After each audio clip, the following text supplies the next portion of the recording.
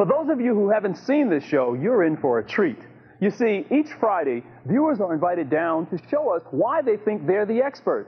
I mean, it could be anything from doing cartwheels to cake decorating, as long as it can be shown on TV. This is the show where our viewers can become a star. Oh, and remember, you can call our toll-free number 1-800-EXT-HELP and talk directly to Bill and the experts. Now, enough of me wasting your time. Let's go to You're the Expert with your host, Bill Polchinski.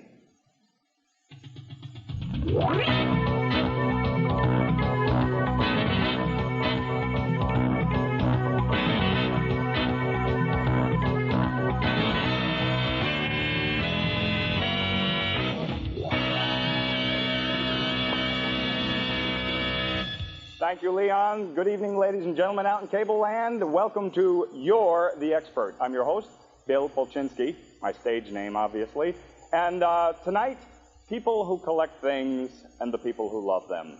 Yes, we have collectors of all types here tonight. The studio, you can't see it right now, but it looks like a rummage sale. And what a perfect way to kick off our big June 9th weekend. So we want you to call in tonight, 1-800-EXT-HELP. And talk to our expert, talk to me, ask questions. If you have expert experience in anything, let us know. Tonight, I'm going to show off a little bit of my expertise, and since we have a collector's show, I thought I would bring in my own collection of sorts. With the big Father's Day weekend coming up next week, what perfect thing to talk about but a collection of neckties. I'm wearing a necktie right now, as you can see. I'd like to show you some of the neckties from my own personal collection. This first necktie here is a beauty. I tell everybody it's the first necktie that was ever sold in Smith Haven Mall. It's vintage 1969 or so. I bought it when I was just 2 years old. I had my own credit card and everything. And the big comment I get from this tie is, you know, my grandmother had a couch that looked just like that. So this is very near and dear to me. The first tie sold in Smith Haven Mall. Now the first tie shoplifted in Smith Haven Mall, the official Rooster eye chart tie. And boy, oh boy, I put this on in the morning and then I forget I'm wearing it. And all day long, people walk up to me and go, EFPTOZ. And I refer them away for evaluation at that time. But this is my eye chart tie, okay? Since I wear a lot of ties, a lot of zany ties, well, I'll show you some of them here. Whoa. There's a tie full of face, tied like that. My Taco Bell tie, fast food tie. And this is the new Taco Bell light tie, so there's a lot less cholesterol in this tie than most of the other ties that I wear. I became a receptacle for people's ties when they saw me wearing all these different kind of ties. And people would give me ties like this. You could see this is very wide, very wide. In fact, this tie was owned by Adam, the original Adam of the Bible fame. And when fig leaves went out, and ties came in, this is what he wore. This is all he wore and all he needed to wear. So that's my Adam tie. Produce tie for when you're shopping. If you're shopping in the supermarket, you could wear this nice produce. It's got everything and prices, really old prices. 59 cents a pound for those bananas. And oranges, 69 cents each. I guess that's not so old, is it? I don't know. I don't know where you shop. Okay? Now, I might get a lot of booing and hissing on this one. Unfortunately, this is a baseball bat tie. When you tie it with a knot in it, it looks like the handle of the bat. And it says Mets on it. And unfortunately, the Mets haven't been doing well since about 1986 or so. So it's not a very popular tie. I like it because it looks like real wood. Oh. I think I got a splinter. Okay? No tie collection is complete without a fish tie. Ralph Marlin, nice name for a guy who makes fish ties, is the inventor of the fish tie. And of course, when you tie the knot up here, that looks a little bit like a fish's tail, sort of. I have another fish tie made by my best buddy, Frank Marangello, hand-painted fish tie. Most people, will get away with one fish tie. I have at least two. And a tie that I have to keep away from the fish tie in my closet is the cat tie. And I don't want the cat tie to end up in a Thai restaurant anywhere, so I keep that, under lock and key in my own closet. Okay, the fish and the cat. Peace, baby. An original Fillmore East poster tie. Isn't that cool? Crosby, Stills, Nash, and Young. And it's funny that we talk about Neil Young because coming up later on, we have Lionel trains, and Neil Young is a Lionel train collector. But more about that later. Now into some of the interesting and exotic ties. I have to duck down here for a minute because I lost one of my ties. I don't know if you can get a good look at this, but this is a film strip tie. It's an actual piece of film, and on the film is the countdown. In the old films and things that you would see in high school, movies they would show in social studies class, it would go 5, 4, 3, 2, 1. That's what's on this film. It's the real deal. I have two of these as well. One in blue, one in red. My New Year's tie, very festive. It's got real working confetti in there. Little stars and moons. New Year's tie. And before New Year's, of course, we have the Christmas tie. Let me see if I can get this working. We've had some technical difficulties here. Is that working? The lights are flashing on and off. It's beginning to look a lot like Easter. There you go, Christmas. And of course, who could be without a tie made out of wood? A real wooden tie. People say, you wouldn't wear a tie made out of wood. And I said, oh, wooden tie? Got little hinges on there. Wood. From real trees. Wood. Got a nice little spattered paint job there. And the tie that I'm wearing here, I thought I would just mention that this tie has survived the ages. This was about the 35th tie sold in Smith Haven Mall. And to prove how old this tie really is, I have a 1972 yearbook from kindergarten. And inside this yearbook, there's a picture of me over here wearing this tie. And you zoom in for a close-up on that. That's the real deal. That tie. Hey, man, what's happening? Like to play some tunes on my guitar for you. So, that's the name of that tune. Okay, those are the ties. Father's Day, you want to send those to me? They're of extra help, Cablevision, 111 New South Road, Hicksville, New York, 11801. Take care of me, Bill Polchinski. Just send those ties in here. I'll wear them. I'm fearless. I'll wear anything. We're going to be back with Annette Barthalme. Oh, she told me and she confused me. Barthalme, and she is our original spider lady. She's going to be here in just a minute with her collection of spider stuff. So we'll be right back after this.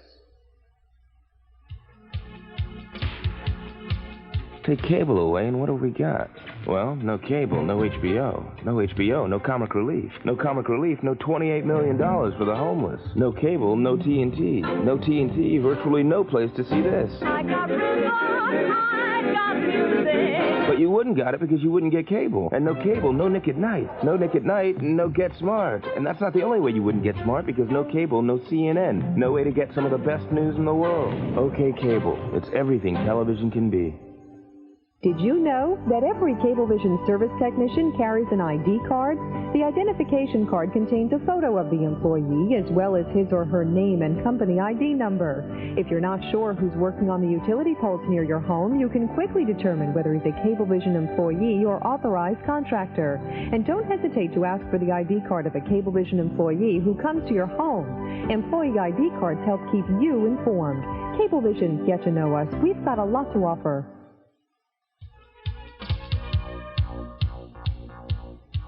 Welcome back to You're the Expert. I'm Bill Polchinski, and we have a show about collectors and the things that they collect. And here with me, Annette, I'm sorry, I didn't mean to butcher your name, Annette Barthalme, and That's she correct. collects stuff with spiders. Spiders of all shapes and sizes. Welcome to our program. Thank you for having me. Good to have you here. You're originally from Brooklyn. That's right. And you've lived out on Long Island for about 20 years now. Correct. And you collect all kinds of spider stuff. Look at That's that right. stuff. Clothing, stockings, Ah. jewelry. Cheesecake. Mm. There's another one. A matching stocking. Oh, yes. Just like that. They're knee-highs. What a A concept. lot of these things that I have here were given to me as gifts. Some of them I bought myself. I know that how that can be. If you saw any of my ties, some of them Yes, I got as gifts. interesting. Interesting. Yeah. So how did you get started in all this? Okay, back Were you in the frightened by 1970s. a spider when you were a child? No, I've never been bitten by a spider. I'll have to tell you a story about a spider's bite. But back in the 1970s, mid-1970s, I just became very interested in the way spiders spun their webs. And I had gone into a jewelry store, and I saw this beautiful golden spider, if you want to put the camera on that spider there, that one with the gold chain. And I was just mesmerized by the beauty of it. Way over there on the right. At the end. Okay? And I said, I must have this spider. So I purchased it, and that was my first piece of the collection. This is more than a collection. It's really like a celebration of life to me. Let's face it, an obsession. Yes, it's an obsession now. Celebration is a nice way of putting it, but let's face it. And I really don't have room to put all these spiders in my home. I have them all over the house. The jewelry I do wear occasionally at different times. I have on this turquoise spider that I'm wearing. The legs are the cuff of the spider. Ooh. See? Hold that there just for a minute so they can get a good look at that. Yeah. And this is one of my favorite pieces, this sterling silver spider ring. On that. That's a great looking ring. With a 14-karat gold spider, and this is the matching necklace. It was given to me by my husband and daughter. Okay. These spider earrings I usually wear Mom, around honey, we want you to have these Halloween. spiders. I wear these around Halloween, these spiders. Okay, and then I have this spider ring that I purchased in the Cape. Hold it there for just a minute. It takes a while to get that camera in close enough. Just hold it in one spot there for a minute. That looks funny, but, you know, Yeah. that's a nice-looking ring. Look at all these things. This is Have you seen Arachnophobia?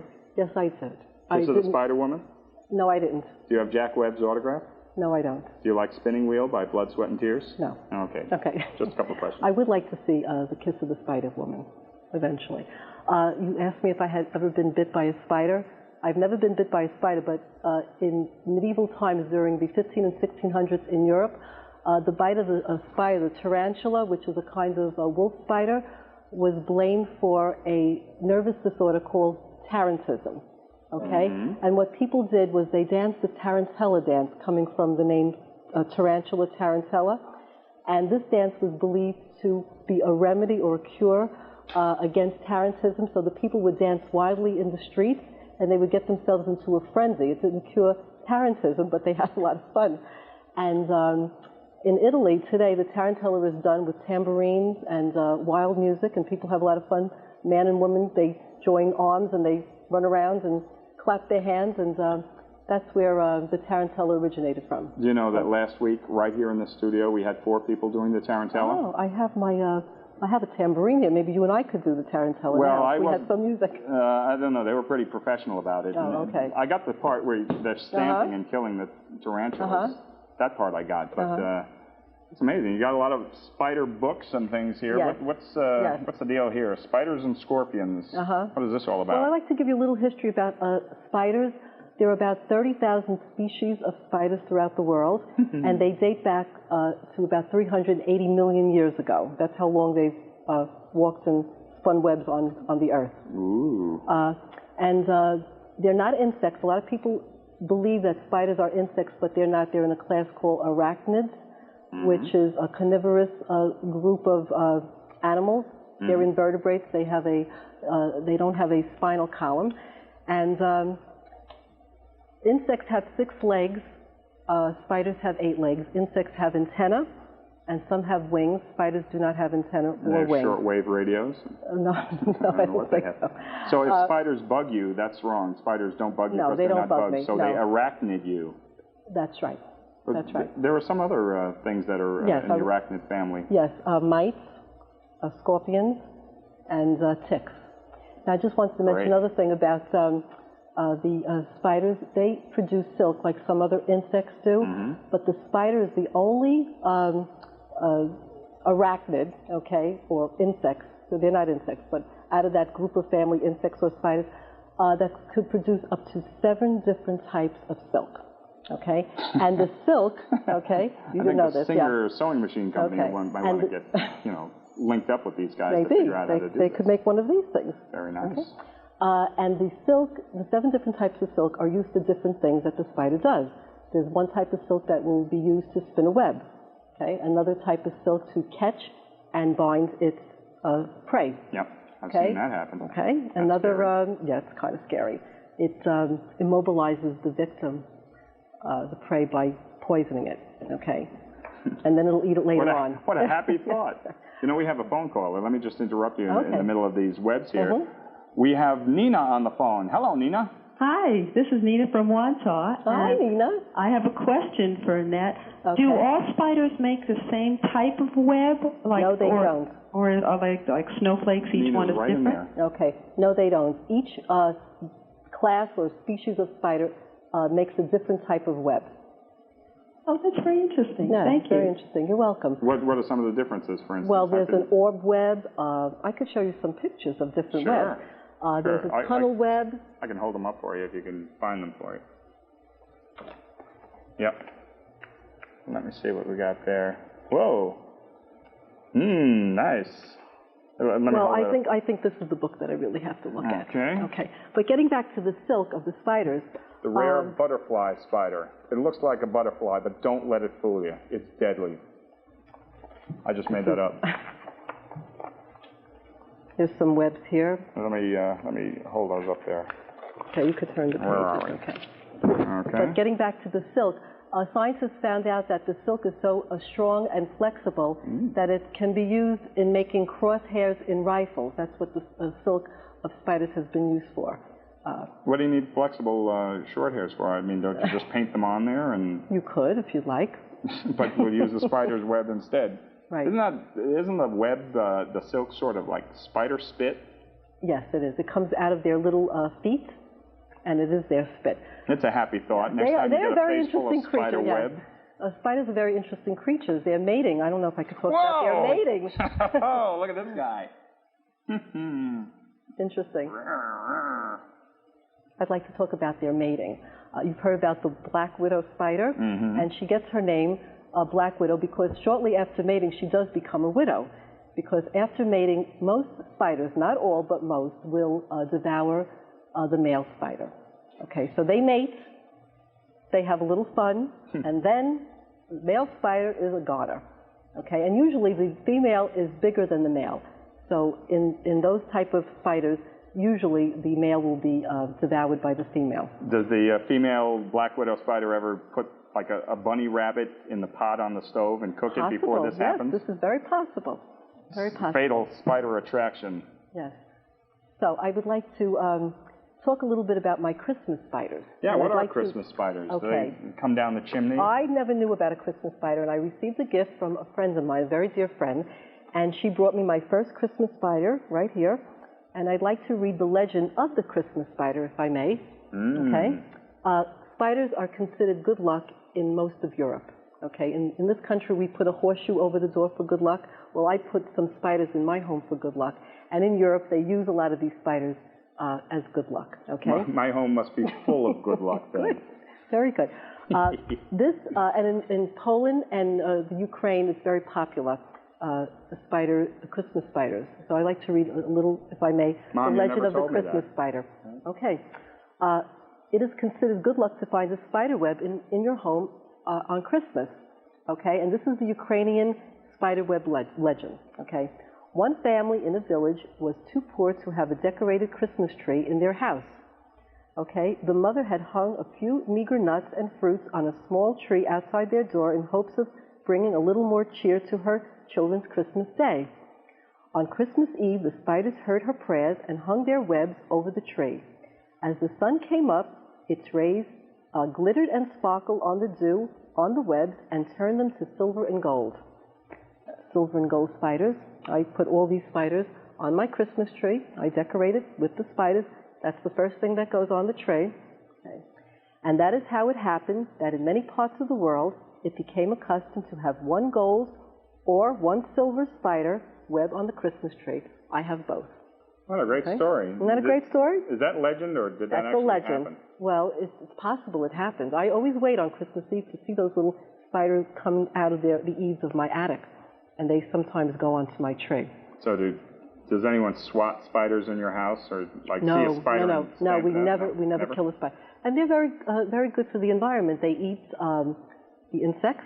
Oh, yeah. Okay, in your garden or in your home on the house plants. And does anything eat spiders? Or where do they fit in the food chain? Birds will eat spiders. That's one of their enemies.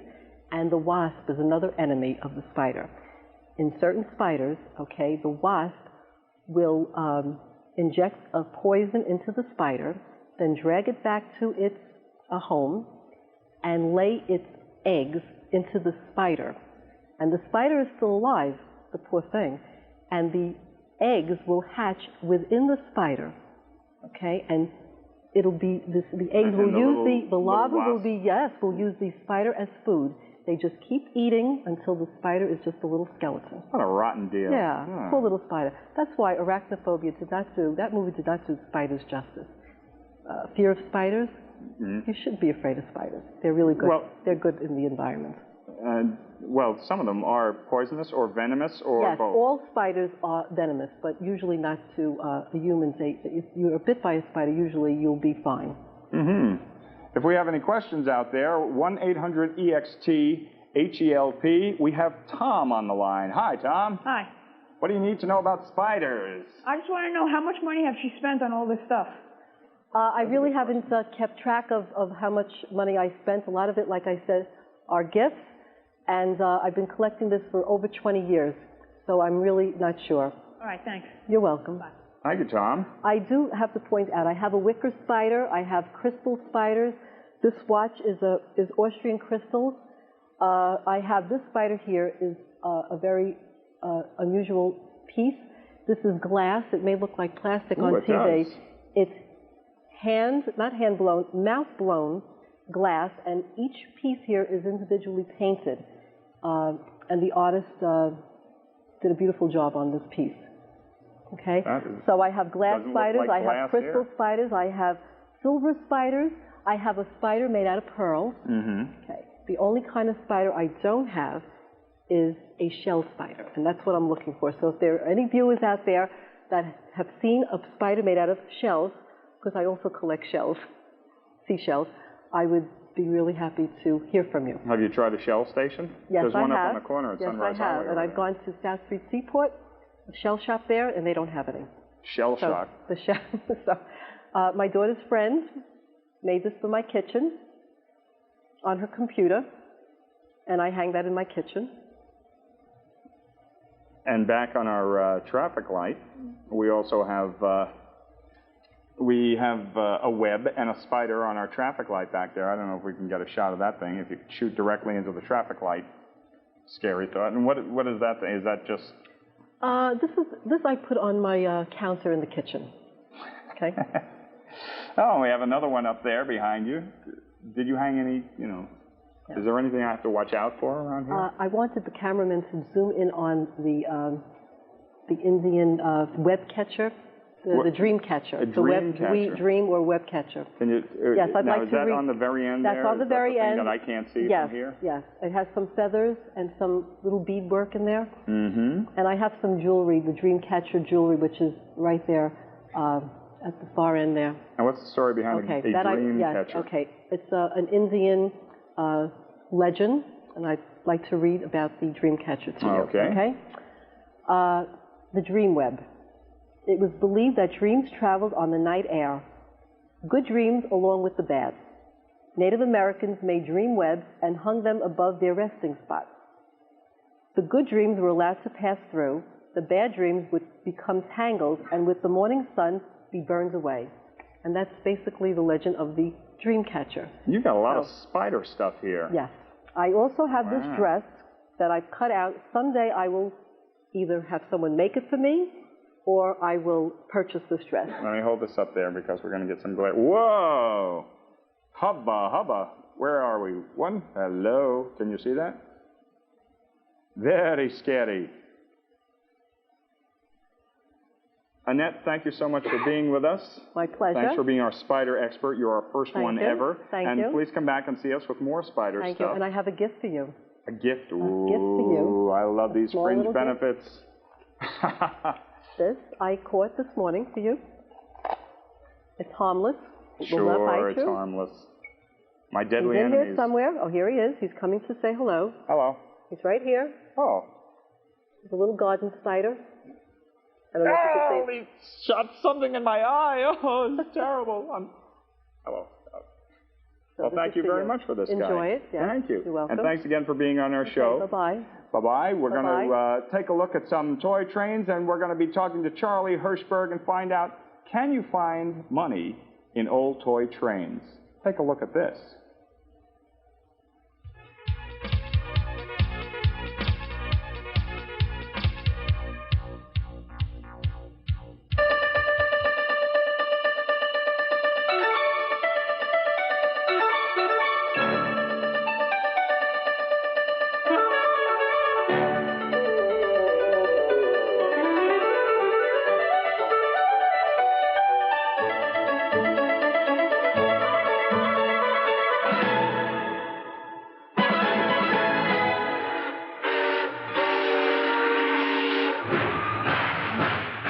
The first Lionel electric train was the Electric Express Gondola.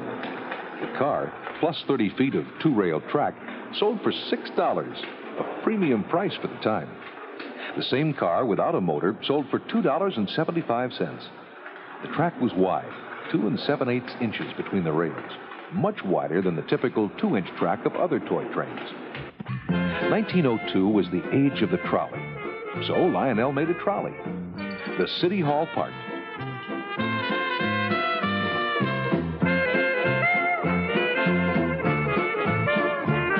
Lionel also offered its first accessory that year, a suspension bridge. In 1903, Lionel introduced the B&O No. 5, a reproduction of the engine that hauled trains through the Baltimore Railroad tunnels. There was also a crane to run with the engine. By 1905, sales had reached $8,000. In 1906, Lionel came out with a new track to replace the old two-rail type. There was a third rail in the middle, which carried the electric current. The new track was also 3/4 of an inch narrower. Business grew steadily, and the line expanded. The brass No. 7 steamer.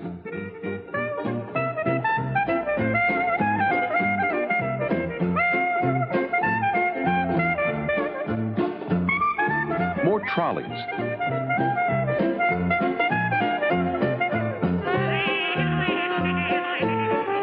Passenger cars. By 1909, Lionel adopted the slogan, "Standard of the World." Josh's son, Larry, born in 1907, would be pictured on all Lionel boxes with this new slogan. Josh also began calling his 3-rail track Standard Gauge, a clever promotional trick that tied it in with the new slogan. Of course, Lionel's track wasn't standard at all, but the one that was different from all of the others. There was Corette, which probably created the first electric train in 1893. Carlisle and Finch. Voltamp Electric, American Flyer, Howard Lamp, which was the first company to feature an illuminated headlight, and Ives, who had been making clockwork or wind-up trains since the early 1870s. In 1910, Ives switched over to electrically powered trains. Too late to ever catch Lionel. After Ives started competing with Lionel, Josh Cowan, always aggressive in his catalog presentations, began a series of direct attacks on Ives products. His catalogs compared Lionel's best products to Ives' cheapest.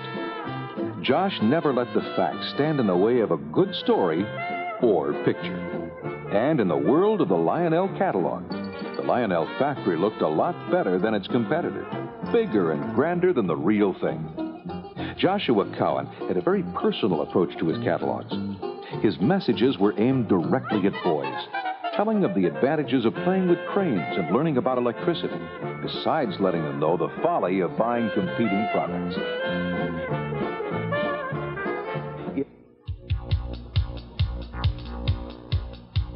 I like this. Trains, trains, and more trains. Welcome back to You're the Expert. I'm here with Charlie Hirschberg. Good to see you, Charlie. Good to see you too, Bill. And Charlie is from Nassau Hobby, and that's in Freeport, New York, Long Island, right here in beautiful Nassau County, right on the Miracle Mile, Merrick Road. And you've got trains. Yes, I do. Trains and more trains. What's the deal here? Now, you just had a milestone birthday, or a millstone, as the case may be. But we have to talk about that? It's not like you're a little kid, and yet you play with trains. Well, I do it for a living. It's a family business for nearly 50 years, and it's also my hobby, too, collecting antique toys and trains. This is quite a display you have here. Can you tell us a little bit about, you've been in the family business for nearly 50 years, as you said, and I assume that's how you got started. Yeah. And tell us a little bit about what you have here. You've got all shapes, all sizes, all stuff. Okay, well, if you notice down underneath the table right here, first off, we have an LGB train set running. These are one of the more popular trains today, because they can be used indoors and outdoors. Trains like this are weatherproof, so they can run outside in the rain or the snow without any effect by the weather. LGB. Also in the front here, we have one of Lionel's high-end current production pieces. Ooh. This locomotive. Don't get run over, Charlie. I won't. Dangerous there. Kids, don't do this at home. Don't play around the tracks. They're supposed to. That's the whole idea. Oh, sorry. Okay. But anyway, this is one of the current produced pieces. This piece here is made for the Smithsonian Institute under license by Lionel, and only 300 of these were actually made. They're numbered and signed, and the price of something like this is not for the weak-hearted. It's $2,500. $2,500, not the quick trip down to KB Toys to pick one of those up. No. We are an alternate source to KB Toys. We're real trains. But they are toy trains. Toy trains. This is one of Lionel's more famous pieces. This is the Mickey Mouse hand car. This was made back in the 1930s and helped actually save Lionel from bankruptcy. Sold for $1 back then. You can take a look at it. There.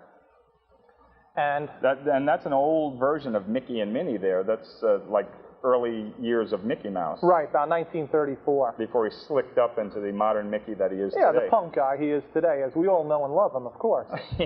How much was this when this came out? That sold for $1. $1. And how much does this sell for now? $2. Inflation. With the original box, it sells for about $650. And original boxes mean a lot to the prices of the trains. To have an original intact box like this adds about 30 to 40% to the price of the train. Hold on to your boxes, kids. Oh, yeah. Mickey and Minnie. And you have another original box here? Or? I'll get to that one. Okay. This one right here is a Lionel train made back in the 1920s, a little bit earlier than the Mickey Mouse piece. And these are the original passenger cars that went with it. Some people keep the stuff still in the original boxes and in pristine shape. And a piece like this is quite common, but it's hard to find in a condition like this. Hold this up here like Go this. right ahead. And this engine cost then and now? That originally sold for probably about $1.25. And today it's worth about $300 or $400. $300 or $400. We have a phone caller. Can you believe it? Chris, you're on the phone. Hello? We can't hear you, Chris. What should you suggest a kid 12 years old to collect? What should a kid 12 years old collect, Chris? Yeah. Okay, I guess that was the cover. Okay, Pogs. Get Pogs. Get plenty of Pogs. Forget the Pogs. Forget the Pogs. They're over. Okay, this is a current produced Mickey Mouse piece that Lionel makes. And a locomotive like this sells for about $300. And Lionel has made other items that relate to Mickey Mouse. And about 10 years ago, they made another Mickey Mouse set, which sold for about $175. It's going now for about $2,000. Whoa! Well, that's quite an appreciation. How does the price go up like that? Collectors. Lionel makes only limited production amounts of these items. And these items go up, appreciate, because new collectors come into the field and want these pieces. You yourself are a member of the Train Collectors Association. Yes, I am. Bill here's a fellow collector. Charlie got me started in 1980, right from Nassau Hobby. We're old friends here. Yes, we are. I want to borrow some money later, too. Okay, well, I'll see if I can find some. I had a question about that later on, but we have, no, we don't have another call. Okay. Oh, I'm sorry. John, you're on the phone. Hello? Hi, John. Hi, I want to know what a good train to buy. A good train? Well, just like I mentioned before, any of the newer Lionel type trains are good to collect. Also, there's quite a large amount of trains made from the 50s and the 60s. So you can get stuff like that readily available today at pretty affordable prices. I also had another question. How come these trains are so expensive? The LGBs? The LGBs? So expensive? Yeah. Well, that's the quality that the Germans put into it, the workmanship and everything that goes into it. A basic starter set really isn't that expensive. It's about $200 to get started. $200? Yeah, so you can get started pretty affordable. Oh, okay. Technicalo. Okay. Okay. I suggest you be very nice to your parents and do things around the house when they ask and drop big, fat hints. You know, write the letters LGB everywhere you can. And hopefully, you know, I guess someone who's 12 years old, I don't know how old John was when he called, or how old he is now, but, you know, $300 is a big investment for a 12-year-old, I would guess. Oh, sure, yeah, but something that's well worth it. There are starter sets. There are starter sets. Lionel produces metal train starter sets that have smoke and whistle in them for as little as $150. So you can get a very affordable set today to start off with. A lot of people, well, I was one of those people who had the trains when I was young, and then something happened. They were either given away or sent, or, you know, something happened to them, and they were out of the picture. And then they come back to the hobby, and they find the old trains that they had, and they want to buy them. Right. How about the people who still have the trains in their attic, in their basement, and they're not really interested in trains anymore, and they want to know if there's any value to them? Where can they take those trains? Well, we buy them down at the store, Nassau Hobby Center. We're in Merrick, and you can call us up any time. You have to bring them down because, like all things, you have to see them to see conditions. What one person thinks is excellent condition is poor to another person, or vice versa on there. Also, there's little hidden things with cars and trains that make things more valuable. Another book, good book to get, which you're holding up right there, is the Greenberg Price Guide. We sell that in the store. And that'll give you an up-to-date current idea of what the trains are going for. This has all prices in it and the various conditions that the trains are in, and it's more or less a standard. Right, it's the Bible of the train business, the train collecting business. Okay. And Lionel begat, and he smote him with smoking whistle trains. It is the Bible. It You're is. kidding. Wow. That's incredible. We have a phone call on the line. We have Dylan on the phone. Hello, Dylan. How are you? Hello? Hi. Yeah. You're the expert. Huh? Welcome. Oh, thank you. Yeah, I have a question. I have a question about trains. You have a question about trains? Yeah. Do it. On a train, why do they fall down around the curve? Why do they fall down around the curve? Yeah. Why? Because they're going too fast.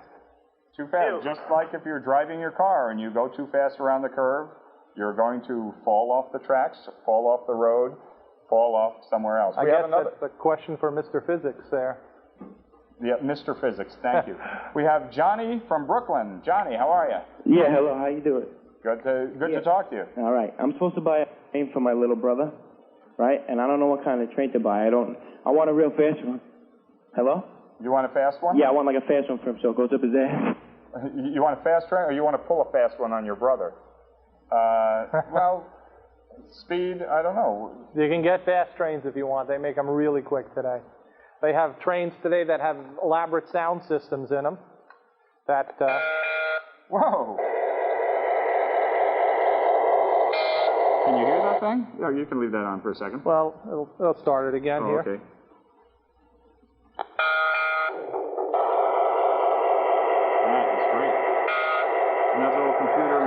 That's all microchips in there, and that's actually a digitalized bell, a digitalized whistle, digitalized diesel sound and roar that they actually tape record off a real locomotive and put on a chip, synthesize it down. Very nice. You brought some track here to let us know there are different sizes of trains. As we see, the LGB is one scale, and the Disney and some of the others that are up here are a different scale. What are some of the scales here that we're talking about? Years ago, as you saw in the film, they made Lionel standard gauge. This was made approximately from around 1910 to about 1939. These trains they don't make anymore, but Lionel does reissue them from time to time. Okay. The most popular gauges are the O27, which they currently make in all their train sets, right here, and the O gauge, right below it. The only difference being that the height of the rail and also the composition of the track. I'm going to show that if we can get a cross-section up there to show. O gauge was made back in the 30s, and with the Depression coming on, they needed a less expensive track, so O27 was brought out. Okay. Now, this is American Flyer track. S gauge was very popular too, especially during the 40s and 50s, and a lot of people might have sets up in their attics. And some of those sets can be quite valuable. And that was the big rivalry I remember growing up in the 50s and 60s. S-gauge, American Flyer versus Lionel, the good stuff. Right. You know. These were as popular back then as video games were today. This is HO, which is the most popular gauge. Ho, ho, ho to you too. Thank you, Santa. And this is the most popular gauge today. And also the N gauge, which are the real small trains. Wow. They get teensy-weensy. They get itty-bitty, I'll tell you. Now, as with a lot of things in life, is it more expensive the smaller you get, or is there... The prices for the N gauge and the HO are relatively the same. Actually, the Lionel will be the more expensive stuff, especially in the collector-type locomotives, as like we were talking about before. Let me show the difference. This is N gauge. Right. And this is HO gauge. Mm-hmm. They get teensy down there, don't they? This is the Santa Fe that a lot of people might remember. It was one of Lionel's most popular locomotives, and they made this for about 23 years. Wow. On and off. That's the engine that's more or less synonymous with Lionel trains. When people think of Lionel trains, they think of the engine. Santa Fe, right. Twin motor. And there's a lot of misnomers about Lionel trains. Please, don't use such big words. Okay. Which word was it that I used? Lionel train. No, okay. Misnomers. Misnomers, okay. Yeah, what don't people understand? You didn't misnomer. Yeah. Okay. But anyway, one of the misnomers is that Lionel trains, the die-cast metal heavy ones, a lot of people seem to think are going to be more valuable than the plastic ones. But it's the other way around. A lot of the plastic diesels like this here are more valuable than the metal steam engines. And why is that? Well, the reason is that everybody bought metal steam engines that smoked and whistled, and less people bought the plastic engines, which didn't. So less made, more in demand. Oh, yeah. Supply and demand. Now today, what makers of trains are there out there? Besides, Lionel is still a big name, and of course you said LGB in the larger scales. In the smaller gauges, like N gauge, you have Atlas and Concord and Cato. In HO, you have Athearn, you have Atlas again, and Mantua. A lot of these companies have been around for 30, 40, 50 years. In the larger trains, there's more competition. Lionel's in a big resurgence, So there's a lot of new companies out on the market. This is Mike's Train House. A name you can trust. Yeah. Mike's Train House. Mike's Train House. Do they have a permanent address, or is it like a post office box number? No, they have a permanent address. Matter of fact, their trains are very much in demand that a lot of times we can't even fill orders on them, and we have to cut back on people's orders. Wow. A lot of these collector-type pieces have to be pre-ordered because they sell out well in advance, sometimes 6-8 months before they're actually issued. Yeah, I should mention I brought these magazines here. A couple of popular train magazines that advertise a lot of the new models and the new companies and things like that, and there are mail order businesses that we don't want to really talk about because we want service, Hobbies. Right? Sure. Yeah, that's another thing. If you buy your trains at Nassau Hobby, you can come and have them serviced there. Oh, absolutely. And what else do you have here? Well, this is the videotape. We sell the videotape and rent it, of course, in the store. And there's other Greenberg books which we sell in the store, the complete line, which tell you the values of the currently produced items and go into great detail, collecting-wise. Look at all that stuff. Cool. So this is the earlier Lionel. This is pre-war. 1940. Right. Pre-war accessories. Wow. Made before World War II. That's great. We have a phone call on the line. Vinny, thanks for holding. How are you? Good. My question was that is Christmas trains good to collect around Christmas time? I didn't quite understand that. And like, what prices are they? How much are Christmas trains? Yeah. Well, they make trains that are decorated up in Christmas colors and stuff, and they're not that much more than a regular train set. Oh.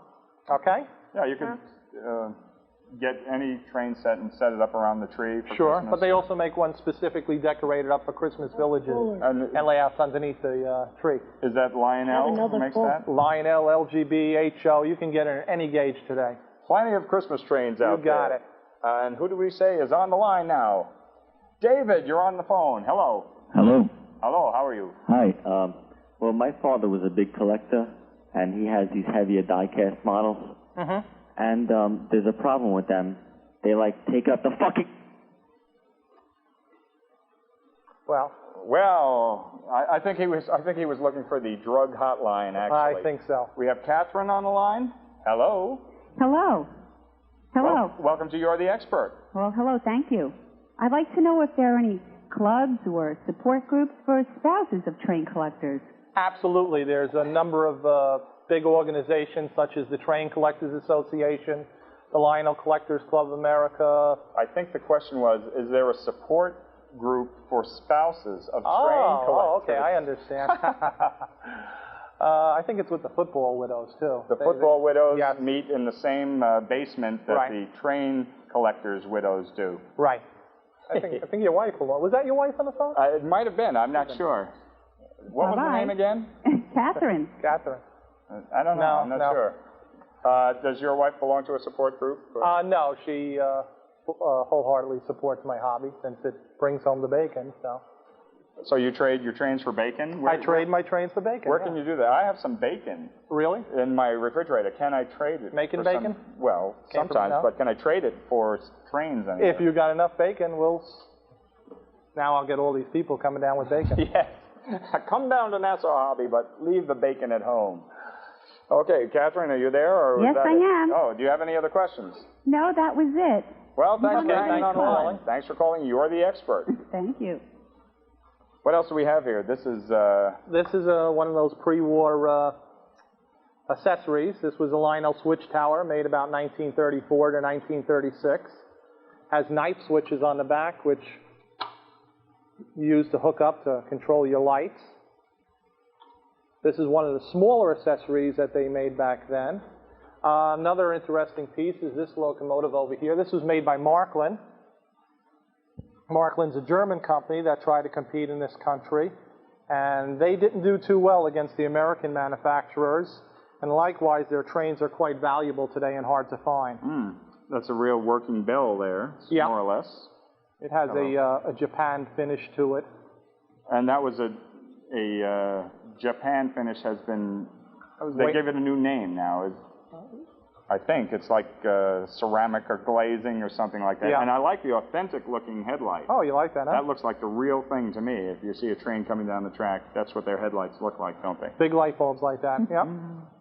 Well, I just wanted, a lot of people usually want to know,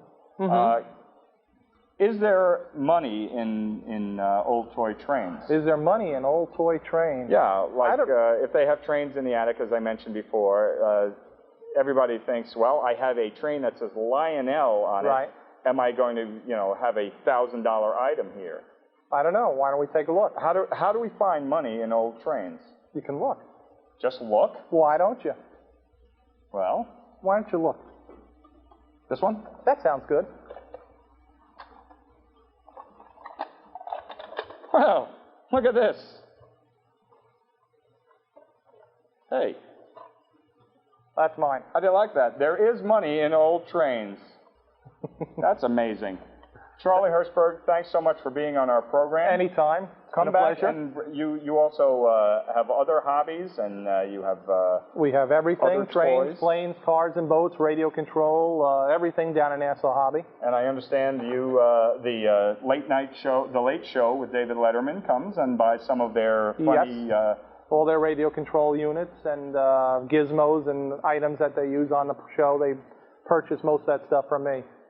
That's amazing. You're a real showbiz kind of guy. Well, thank you. It's a pleasure seeing you again, and I'll see you at the shop. Because now that I'm on TV making big bucks, I'm going to just siphon it all over to Nassau Hobby. I love it. And get more trains. I'm going to answer some questions that are left over from during the week in Extra Help. And our first question is from Bronx Auto Repair Show. Not Bronx as in the borough, but Steve Broncatello. He's on Thursday nights at 7:30 on Extra Help. And we have a caller from Sound Beach who has a power window problem. His door window shakes on its way up.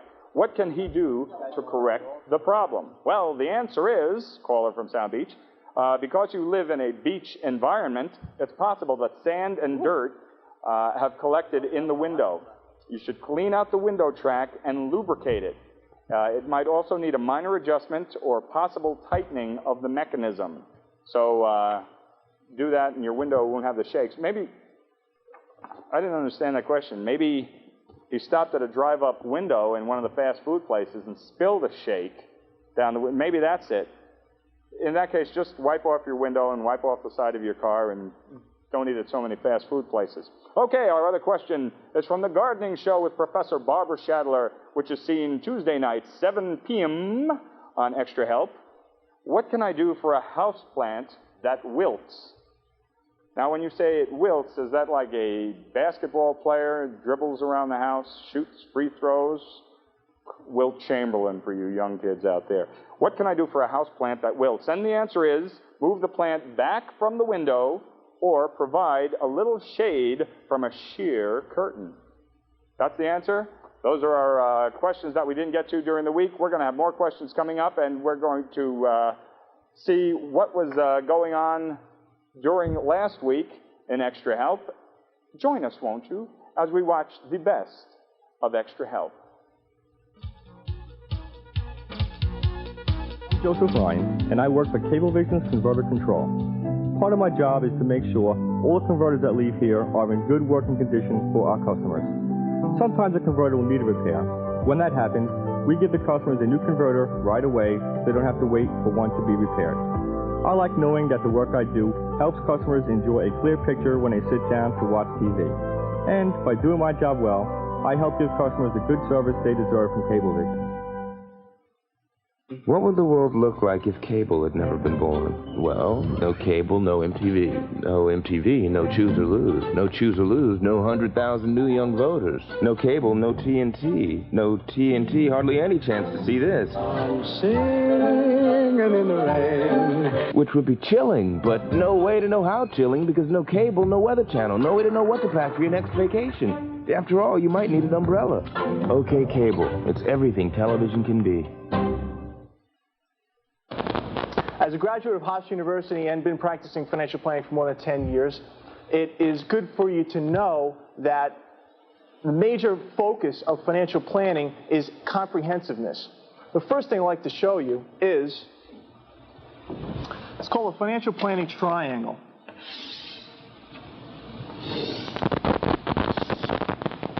And as we go along, I'm going to describe to you a little bit about what I do and how we work with clients, and then also related to how you can work at home.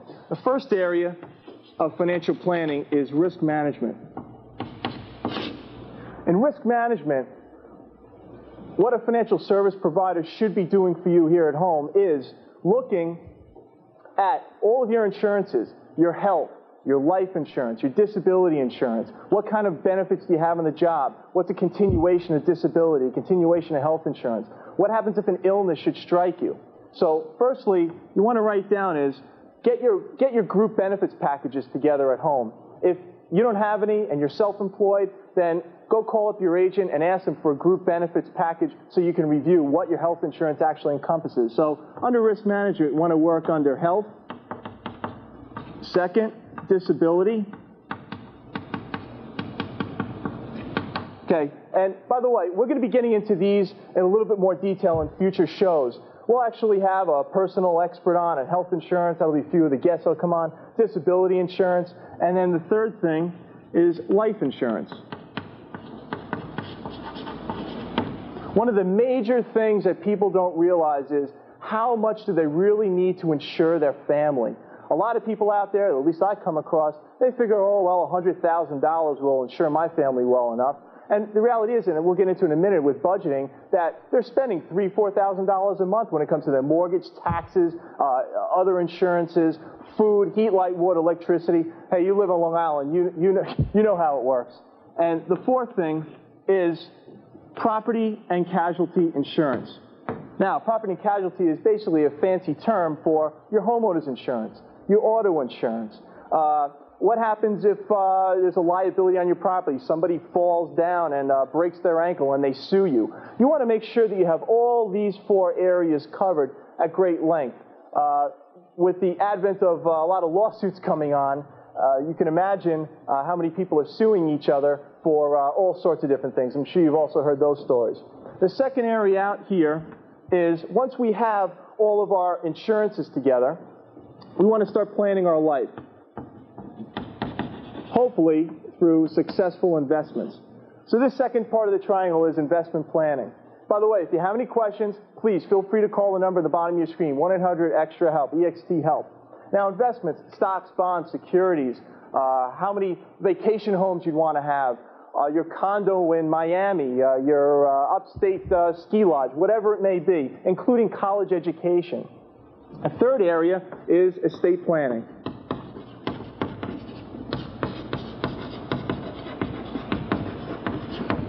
Okay, I want to stress to you that each of these areas will be covered at great length in future shows. So one show we might just be discussing life insurance and how to purchase it. Another show we might be discussing investments. That doesn't preclude you to call in today and say, hey, I'm retiring in 2 years. What should I be doing right now? What kind of form should I be filing? How should I be budgeting my financial net worth? Estate planning, we're going to work primarily with wills, trust. How much do you have? What happens if you should become sick, seriously disabled, God forbid, terminally ill, or die? Who gets what, when, where, and how? Good. Phil, what can I do for you? I owned 2 Monte Carlos, 87s. Right. And on both cars, the belts seem to squeak. And if I put belt spray on them, it doesn't solve the problem for 10 minutes. That belt spray is garbage. Okay, what should I do? Change your belts. All of them? Yep. All right, when was the last time they were serviced? I couldn't tell you. I just bought this car. So it's 50,000 miles on the car. Okay. This goes back to the maintenance. Let's take a typical fan belt. Here's one right here. Could you see me? Yeah. All right, here's your fan belt here. Mm-hmm. When they start to get old, down here in the track, Yeah. all right, they start to get dry. Yes. And then the sides on the fan belt, side here and the side over here, Mm-hmm. all right, they start to get thinner. You with me so far? Yes. So the belt now starts to drop lower into the pulley. Uh-huh. All right, and then from the dryness and the wear, they start to squeal. The belt dressing is nothing more than a lubricant. Yeah. And it does absolutely nothing. Okay. All right, if you want it to be dependable and not have a possible breakdown, change the belts. They're cheap enough. What, $6, $8 a belt? Yeah. And a couple of what, half hour of your time. Okay. Change your belts. Now also, look inside the pulley. where the belt rides in. Mm-hmm. See if there's any black corrosion from the belt itself. You know, the rubber from the belt? That melted onto there. That melted on there, right. Take some lacquer thinner and a piece of steel wool and clean the pulleys out. Okay. And that'll assure that you won't have a problem with them. Alrighty. Okay, buddy? Okay. Hey, have a good one. Thank you. Good. Thank you, Bronk. Thank you, J.J. Burns. The best of extra help here on You're the Expert. I'm your host, Bill Polchinski, and we're back with our two guys, our pro guys. We have Lawrence Kleger from Eastern XL Tennis. Nice to see you, Bill. Good to see you. Well, Lawrence, welcome back. And Tom Berry, the assistant teaching pro from Town of Oyster Bay Golf Club. Yes, yeah. thank you. Well, what are we going to talk about tonight, guys? Well, as the French Open concludes, Bill, we're going to talk about grips and stances.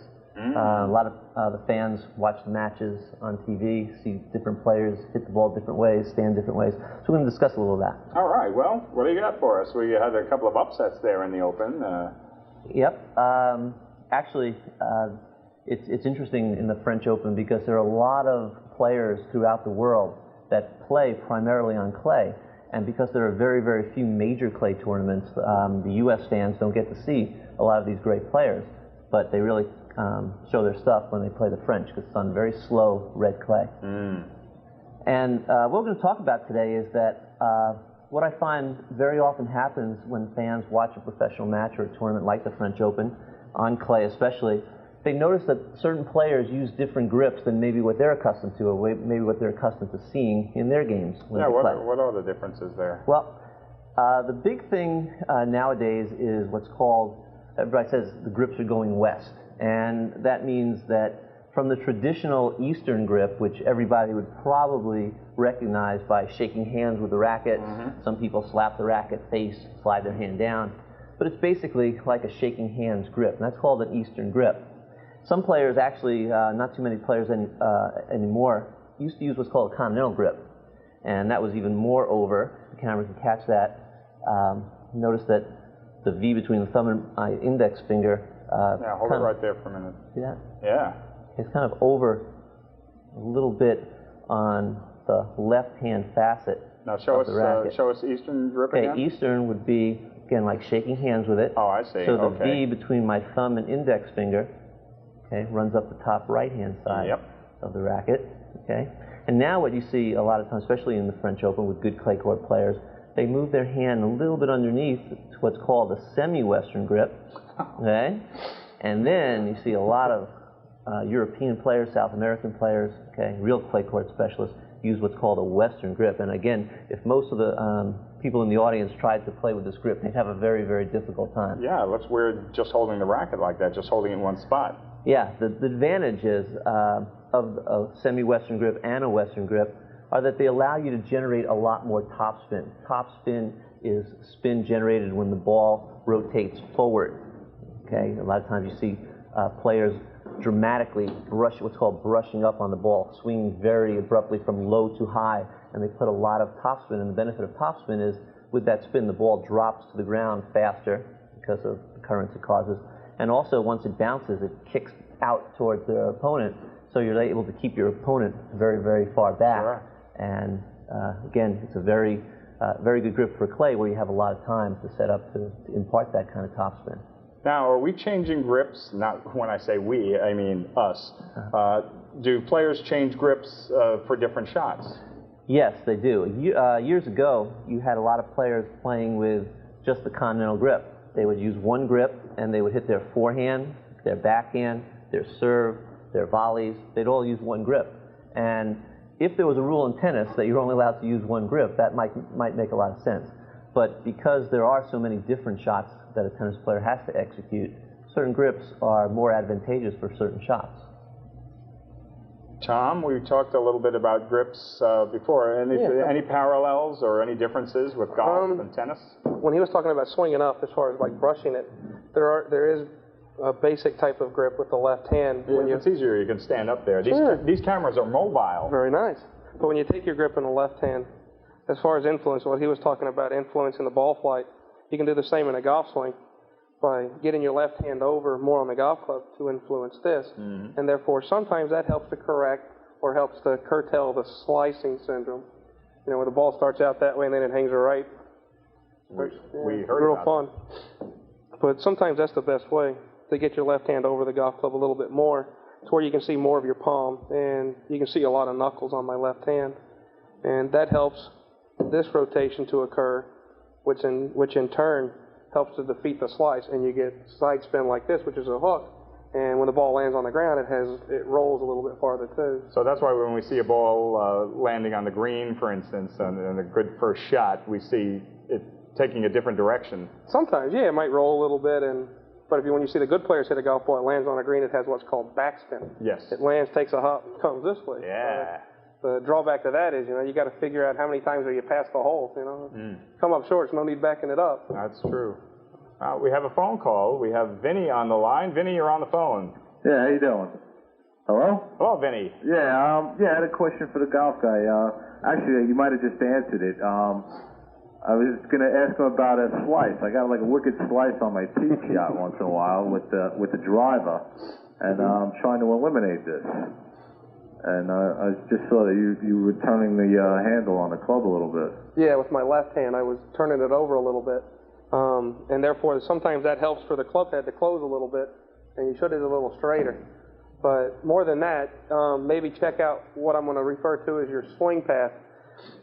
If you put a straight line on the ground, and if you make a swing, your golf club should travel along that line, down the target line, toward the hole. If you see that your golf club is going inside that target line toward the left, you're hitting what's called a pulled slice, and you're pulling the ball to the left, and then it slices back to the right. But if your golf ball starts out toward your target and then slices, it's simply because you're making contact with the golf club slightly open, and therefore it imparts the side spin, and it spins off in that direction. I had a question. What is your right hand doing when your left hand is coming around the grip like that? Oh, it stays in the same spot. The idea with the right hand is to make your thumb fit in between the two fatty parts of your hand. And it just fits on there like that. Very nice. Very nice. But we're going to talk a little bit about stances. And stances in a golf swing, pretty much what we refer to that is how far apart you keep your feet. But since we haven't shown you anything yet, I'd like to show Bill, the host, how to take his grip and also how to address the golf ball without saying hello. Hello, ball. I know Leon did that already. Nice. Okay. But what we're going to do with Bill's left hand is first of all, we're going to show him where his fingers and his palm meet. From there, we're going to place that on the golf club. The least you can do is wash this before you... Very nice. Well, the grip's a little dirty. It hasn't been washed in a while. That's all right. Then we're going to place that part of your hand on top. Uh-huh. And when we set it on the ground, we're going to give it a little twist so you can see a couple of knuckles over there. Yep. And now with your right hand, we just want it to cover. We want the right thumb to be covered in this palm. Okay. Good. Am I pointing? Am I just wrapping keep them around? Together. Yeah, okay. There you go. Keep those fingers tight. Yeah, I like this. Yeah, very nice. Now, your ball position when you hit an iron is going to be right in the middle of your stance. Mm-hmm. Now, your stance is going to be a separation of your feet. And the idea is to feel like you get the inside parts of your feet about as wide as your shoulders. Okay. Well, in my case, that's like this, I guess. He-man. I'm not wearing shoulder pads, so is that about right? That sounds pretty good. It looks like it's the inside of your feet are about the inside of your shoulders. Wow. Very nice. Now, with this club seems a little like I'm bending over with this. Yeah, that's called posture. Yeah. That's posture, bending over like that? Yeah, exactly. Taking a tilt here in the spine. Oh. Keeping your rear end backwards. Uh-huh. And then a slight flex in the legs. Okay. There you go, and that's what we call posture. And this is what we refer to your spine angle. Uh-huh. Very nice. I can't move now. I'm stuck. Oh, yeah, you're frozen. Call my chiropractor. But that's your stance and your grip and your posture. Wow. Good. And we set up like that. We try and keep our hands slightly ahead of the golf ball at all times. Okay. I see. Very nice. And that's the basic setup to hitting a good golf shot. I like it. It all starts from there. Now, this would be a chip shot that I would be using for this particular club? No, you could use a 7-iron to chip with, but you could also use it when you're 100 yards from the green. Driving on the fairway? It depends on how far you can hit one. Wow. Hey, what do you think of this, kids? You too can do this. Hey, he's a good teacher. It's all right. You did very well. Well, thank you. Good coach. Man. Now, how about Lawrence with stance and tennis? And we're all up here, manly men, talking about sports. Well, unlike golf, where you're just standing in your stance, a tennis player has to move to the ball. And obviously every ball that's hit is different, and that's one of the challenges of the game. is that you have to position yourself such to execute shots that you, of course, practice and try to make at a high level as possible. But the most important difference in stances, unlike golf, I would imagine, Tom, you pretty much want your player to be in a set stance, and there's very slight variations off that. Keep their feet out in front. You know, I don't want them to stand. You know, I like to see them keep their toes right out in front of their knees and in a pretty straight line. You know, I don't want them to get too much in a closed stance, which is they promoted way back in the early 1800s, or a slightly open. I'd like to see them keep their toes in a straight line. Right. Well, in tennis, when we talk about ground strokes, that's your forehand and your backhand. Not discussing for the moment serves, volleys, approach shots, etc. But just for your basic forehand and backhand stroke, let's take forehand first. There's an ongoing debate among tennis experts about what the difference between what's called an open stance and a closed stance. And a closed stance is basically if I'm standing, let's see, if I'm now hitting the ball in the direction of the camera, you notice my body is sideways to the camera. And this is what's called, this is basically called a squared away stance. If I put my front foot, my left foot over a little further, that would be a closed stance. I'm sure it's the same in golf. Yeah. Okay? But you see a lot of players nowadays hitting what's called an open stance shot. And that means their feet are actually facing the target, or facing the net, and facing their opponent. But the one thing that the average player might not pick up in watching the pros play is that even though the pro might be in an open stance facing the net, their body is very, very much coiled, okay? Almost like you would like a saloon door or a door on a tight spring. The more you can coil it, the more explosiveness it would have coming back. So you see a lot of players hitting from this stance, and it has a couple of advantages. One advantage is that it takes less time to get into an open stance because that's sort of how you're ready for the ball. You're in an open stance to begin with. So sometimes it's simple as just coiling your body and getting the racket prepared to hit the ball. The other advantage is that from an open stance, it actually makes it a little easier to contact the ball in front of your body. And in tennis, that's a very, very big item, the point of contact. And it's very important for that point to be in front of your body so you can transfer your body weight into the shot. I was going to say, it looks like you're putting your body weight as you're turning into the ball. Right. And the jury is still out as to which is a more powerful stance. There's, I think, pretty good arguments on both sides. But again, the way the ball travels in today's game, sometimes you just don't have time to be in the stance that you might choose to be in, and you have to be able to adjust your stance to hit open stance, closed stance, what's called semi-open stance. All those stances might come into play in any given point, any given game against any given opponent. So we try to encourage our students to be capable of hitting from a lot of different stances, so they're not uncomfortable when those happen to come about through no fault of their own, just in the course of play. Now you're standing open towards the net, towards your opponent, towards the target, and you're turning like that. Is there a danger of getting all twisted up and wrapping yourself, you know, when you come around and then being off balance? How do you recover? Well, it's a very good point, because one of the advantages of an open stance on certain shots, on certain surfaces, are that an open stance allows you to take an immediate forceful step back towards the middle of the court to reposition for your next shot. So someone who hits from a closed stance might have to hit the ball, recover around, and then start back to the intended spot, which would be the center of the court. Whereas an open stance, if the player just prepared an open stance, hit the ball, the momentum of the swing takes them back into the court. And you see a lot of that on the red clay, especially at the French Open, because players slide into the ball, okay? They slide in an open stance, coil, hit, and then they're on their way back. Instead of hitting the ball and sliding on the clay and trying to regain their footage and then run back, by that time their opponent would have had a cup of coffee and put the ball away. So again, it has its place. And again, the thing that we find as tennis pros, people watch the pros play and they want to try to imitate the pros, and that happens to be a very, very good way to learn. However, you have to make sure that what you see fits into your game. For example, if you have classical Eastern strokes, which at any given time is very much kind of a straight back type of swing, as opposed to a very big loopy swing. If you all of a sudden see a player at the French Open and you say, boy, that Western grip is tremendous, I can get a lot of topspin, and you now go into a Western grip and swing in your normal Eastern forehand swing, it's like mixing apples and oranges. It would be like trying to put a beta tape in your VHS recorder. It just doesn't go. So you have to make sure that, that the grip and the type of swing you have and your stances all sort of come together and make sense. The other thing that is very important for players to realize is that the point of contact changes based on your grip.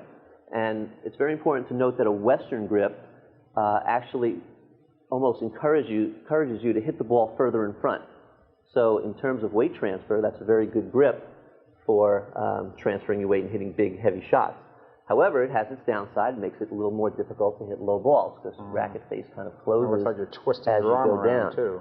Right. It does require a certain amount of wrist break to sort of act on the ball. But so there are pluses and minuses, but it's important to realize that because if you have a grip that requires you to hit the ball early, you might elect to hit from an open stance more often because remember what we said, an open stance would allow you to make that contact a little further in front because you don't have to cross your body as you would in a closed stance.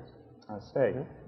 We have a caller. We have Parson from the Bronx, but before we say hello to Parson, do you know your shoelace is untied? You know, that is such an important part of playing tennis and movement and stance. Okay. Stand on your own shoelace. We have the close-up on your shoelace there. We have Parson from the Bronx. Hey, how you guys doing down there? Good. How are you? I got a question on putting. Okay. Putting. Oh, putting. Putting. Is there like a... Should I... Because I hear a lot of advice, especially from my father, saying that when I putt, I should sort of like take a bend in the knees. Something like that? As far as bending in the knees when you're putting, the idea when you putt is to bend more in the upper torso because you want to get your eyes over the golf ball. And you really want to keep your lower torso kind of stiff. Because if you bend your knees, you kind of get a little bit of a whippy action with your legs. Yeah, because I noticed that when I try to putt straight, and, you know, I told my dad, it just slides. I mean, it just, you know, slants, misses the hole. So, well, you might want to try and, first of all, bend more in the upper torso to get your eyes directly over the top of the golf ball. And then when you putt, make sure the face of the putter is facing where you want the ball to go. If this might be facing in a little bit of a different direction if the ball is constantly going off in a funny spot. So make sure this line on your putter, if this was a putter, is facing straight to the hole.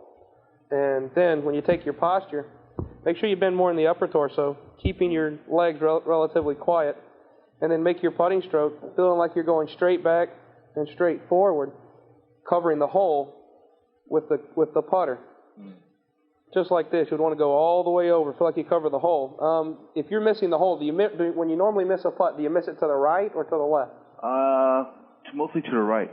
Yeah, I would check your putting stroke. You're probably going a little bit like this. You're probably pushing the putt to the right. Yeah. Either that or you're lined up too far to the right. No, because I try to get that curving effect, you know, like hit the ball to the right and make it curve into the hole. I would only do that if the green slopes in that direction. If it's a straight putt, I would play it straight. But if the green's elevated or in a tilt, the ball's going to break in the direction from the high side to the low side. Then that way you would aim a little higher and let the ball roll in. But if it's a flat putt, based on everything staying flat, you want to aim right for the back of the hole. And is there like a way to like get a good chip on the ball? Is say you try to like make the ball jump a little high if you're stuck in like in a... When you're chipping, yeah. You would probably want to use like a pitching wedge or a sand wedge, but you might want to try and approach the shot a little differently as far as your stance and your weight distribution. Commonly, when people hit chip shots, you know, good amateurs, bad amateurs, it doesn't matter. They end up taking their stance, and then they go like this. They fall backwards. Their weight falls backwards. They hit the ball very low, and they don't get any loft. The correct way would be to, of course, use a golf club with a little more loft, like a pitching wedge, a sand wedge, and keep the ball by your back foot, your weight more toward your left foot, and also notice my stance is a lot narrower. So when you make your swing, everything's on the left foot. The club's going to come up a little abruptly, a little quicker, down into the ground, a little steeper, and that alone is going to pop the ball up in the air. If you're hitting your chip shots and it's just rolling right along the ground, that's only because your weight's on your back foot and you're swinging up at it, and it's not going to go very high. Well, I hope you have a fun time and play well. Okay. Thank you, Parson from the Bronx. Mackenzie from Hewlett, you're on the phone. Are you watching TV right now? Yes, I am. How did I know? Who's your question for? The tennis pro. Yes. I just purchased a new racket and I'm getting some tennis elbow. Do you have a product that you recommend for me? A product to deal with the fact that you now have tennis elbow, or Yeah. one that would hopefully alleviate To deal with that? my tennis elbow. There are a number of products on the market. One that seems to be the most successful is a kind of a Velcro wrap. It's like an air cast, right? I have something like that. Do you have it like there's a green Yeah, thing? a green bubble. Right, you can try that. They also have a new product that, to be honest, I have no idea how it works. I'm sure it's magic. But it looks like a wristwatch. And on the top of the wristwatch where you normally have a dial, there's like a little bubble. Okay? And supposedly that is a very effective absorbing mechanism of some sort. And believe it or not, I have a number of people that wear that and they swear by it. So, Okay. But the real cure of your tennis elbow is probably going to be, first of all, maybe resting it a little bit and then probably strengthening your forearm. And that probably will do the best for it. Okay, thank you very much. You're welcome. Bye-bye. Bye-bye. Okay, and talking about tennis elbow. Now, how does that, if it's on your wrist, how does it affect your elbow? Well, that's what I say. That product, I'm sure, is magic. That's my technical explanation for how that particular product works. But the way, the conventional one, which is to put pressure on your forearm, is sort of when you grip the racket very tight or at impact, you tend to squeeze and this muscle becomes more taut. And if it's let to go on its own, it could, you could pull it, you could strain it. Whereas the band will sort of prevent that muscle from overextending to the point where you're damaging it. So that's why a lot of people find a lot of relief by putting that wrap. It's like a Velcro wrap right on the top of their forearm. But as far as the wrist thing, again, Yeah, I just know that people use it. Have you seen that? Yeah, Tom? I see a lot of golfers using it too. It looks like it's a little, like almost a compass on top, little round ball. And I don't know the effects of it, but Yeah, I mean, I just knew it was that because I kept asking the person wearing it what time it was, and they didn't know. It didn't have anything on it. But now, is this prevention for tennis elbow, or is this pain relief? No, that's tennis elbow pretty is much there? Pretty much pain relief, and pretty much maybe trying to avoid having the condition worsen. But the best cure is, number one, rest till the inflammation goes down. And again, you might want to see a doctor if it's really painful. Might want to use anti-inflammatories. That would be a medical decision. But once the player has clearance to play, probably a good idea to work on strengthening exercises for the forearm. And they're rather simple. You can get a very small dumbbell and just basically put your arm on a flat surface and just do little curls like that with your hand, and then you do them the other way, back this way. You can even do it with a tennis racket, like that. And then also what I like my players to do is work on really what's called pronating their forearm, which is keeping their arm flat and just rotating their forearm without sort of twisting their whole arm, because that's a motion that's very common in tennis, especially serve, and that's a time when players tend to strain their arms. So it's a very good idea to be able to do that with some amount of strength as to not injure. So this would be more prevention and more building up the arm strength. Yes. To prevent a tennis elbow. How about in golf? Is there a golf elbow, or do you call it tennis elbow? We call it tennis elbow. But I've always thought it was from like the vibration. If you hit the golf ball, if you hit the ground first, that the vibration shot up and it kind of shook you a little bit. But basically the same thing, rest and also working your forearms. And you do the same thing with a golf club. You just kind of tilt forward, tilt back, tilt forward, and you're working the forearm muscles. Because in golf you have that type of rotation. Same thing. Now, if you feel some kind of pain there, discomfort, what kind of MD do you go? Do you go to your regular family doctor or a special doctor? Do you go to an orthopedist, a sports medicine doctor, anyone in particular? Tennis players tend to see sports medicine doctors, usually orthopedists, for an injury like that. Okay. Because again, they probably feel the pain and not really sure that it's tennis elbow. If you've never had it, it's hard to identify it as such. But it's always a good idea to have it checked. by an orthopedist. Make sure there's no bone injury that could be a stress fracture that you wouldn't necessarily be debilitated from, but might be worth having some sort of procedure done on it. But it's such a common injury that now the racket industry and a lot of racket companies are really spending a lot of money in research and design to really try to make the rackets less vibrating, as Tom mentioned, to try to take the vibration And it is the vibration that goes up and causes the shock. Right. That shock to the muscles. And that's kind of like with golf, with the graphite shaft. The graphite shaft's kind of, when you hit the golf ball, if you hit it off center, the vibration is minimized going up the shaft, where you'll get maximum vibration out of a steel shaft. With graphite, you get minimal. But the best idea is prevention, building up the arm strength, building up the muscles, doing the little exercises. Right. And also, getting your muscles stronger. Yeah, that's always advisable. But in tennis, there are a lot more variables, I think, Tom, than you have in golf. You have the shaft, and you probably have the club face. That's probably it. Whereas in tennis, you have the material of the frame, you have grips that actually can be very soft and absorb some of the vibration. But maybe something that's overlooked by a lot of recreational players is the strings. A lot of people think that it's the racket that necessarily is hard on their arm. It could be the string tension. A lot of players may string the racket a little too tight, and that causes more vibration. Or a player might try to go to a more resilient type of string, a string that might give a little bit more, not such hard on the hits. So again, best thing to do is check with your pro shop or your tennis pro, and maybe he can take a look at your racket, see if the string tension is too tight, or maybe make some suggestions, because being out with tennis elbow means being out and not playing. And this time of year, people want to be out playing. Yeah, because I want to hear it. That's very painful. Yes. We have a caller on the phone. His name is Mike, and he's from Montauk. That's Hello, me. Mike. How you doing? Okay, how are you? Welcome to You're the Expert. All right, thanks. I got a golf question, actually. Go ahead.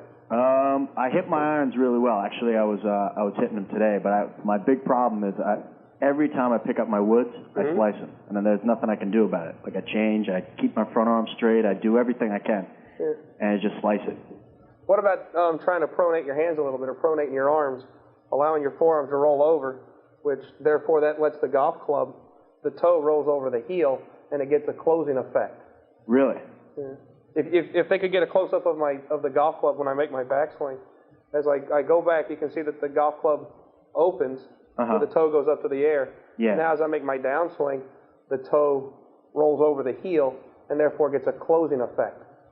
So try to roll my forearm over? Yeah, let your forearms roll over your heel a little, let your forearms roll over, and therefore the toe of the golf club rolls over the heel, and that puts that type of counter side spin on the golf ball to create what we call a hook. Huh. So other than just keeping the left arm straight, because you can do more damage keeping this arm straight, and you follow through. You can see my golf club is wide open, my hands are leading, but the face of the golf club is facing straight to the right. And if I do something like that, I'm going to hit it quite right, no matter what club I have in my hand. Yeah, that's what I've been trying to do, is just focusing on keeping my front arm straight, thinking that was the thing. Yeah, try and let the forearms pronate. Try and let the toe of the golf club roll over the heel, and that'll give you a closing side spin. Okay. And maybe a hook. All right, great. Thanks a lot. Oh, my pleasure. All right. Thank you, Mike. We have Winslow on the phone. Winslow, our last caller. Hello. Yeah, hello. Hello. Hello. Yeah. Hello. My question is for the tennis pro. Yes. When I'm out practicing my serve, yes, the next day I get a pain on my right knee, right over the top of my right knee. So I want to know, what am I doing wrong there? Are you right-handed or left-handed? Yeah, I'm right-handed. Okay, and it's your right knee? And it's my right knee. Okay, when you toss the ball, do you find that you're tossing the ball behind you? Do you find do you feel leaning back at all in any way? In the beginning I was doing that, but now I'm trying to, get it right in front of me. And when I come over, it seems that, I don't know, next day my knee kills me, right on the top of the right knee. After you serve, do you serve and volley at all? Do you run into the court? Do you step into the court at all? Yes, Okay. Definitely. A lot of times, when you take that step, you might be sort of taking a real pounding kind of step. Do you leave the ground when you serve at all? Right, I do. I try to get up Yeah. high. See, what happens is when that happens, it's just like a basketball player who would be jumping high off the ground. The higher you jump, the more impact there is coming down. So it could, have an effect on your knees. But again, short of not doing that, what I would try to do is maybe practice a few times and just get a feel for how you're landing after you leave the ground.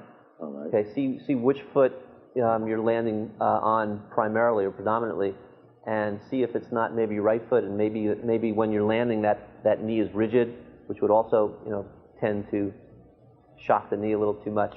You want your knees to serve sort of like a shock absorbers. Again, without seeing you actually serve the ball, those are some of the things that would come to mind, that maybe you're landing hard on that right knee. On the right knee? Yeah. Because, when I come in, I take that first step on my left. So I don't understand why. So in other words, after you hit and you land, you land on your left foot? No, I come down, I step in with my left. With your left so foot. I thought that would alleviate some of the, the weight on my right foot. Mm-hmm. It could also be how you're pushing off to get up to the ball. I mean, you may be using a lot of right leg to do that. It could be straining it that way. But those are some of the things I would take a look at. What I try to tell my students to do in those situations where they're having trouble with their legs as they serve. Try to hit a few serves where you don't move your feet at all. For example, if I'm facing the camera now, I would just take a swing and just turn and just hit the ball and kind of see how that felt.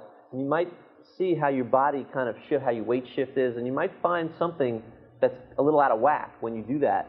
Okay. And that might be being exaggerated when you're actually going full speed and jumping into the ball. So kind of slowing it down a little bit, making a little more simple motion, you might feel something that you could be doing that probably you don't want to do, and that might correct it. I thought it was because I'm throwing the ball high and I'm trying to reach up. Throwing the ball high wouldn't necessarily do something like that, because again, if you throw it high, at some point in time you'd be waiting for the ball. Unless you're really squatting down dramatically, waiting for that ball. Again, if you give it a try, just take a couple of real easy practice swings, don't move your feet, see how those feel. Okay. And then gradually get back to how you normally like to hit it, and see if there's anything you see from those steps. You might find that there's a little, something a little wrong that you might be able to correct yourself. Okay. Thank you very much. Thank you. Thank you, Winslow. Thank you, Lawrence Kleger, for being here. Will I see you next week? I think so. Okay, and Tom Berry, we'll see you next week. And you guys are going to have your own show coming up in 2 weeks, and we'll talk more about that next week.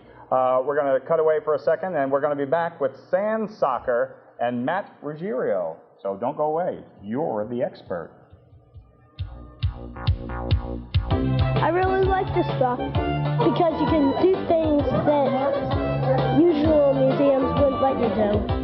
You get to watch yourself on the news pretending that you're like a news person. I played on the computers. I like the part where we play with the bubbles because that was really fun. I like the wheelchair where you sit down. Everyone was having fun. That was great.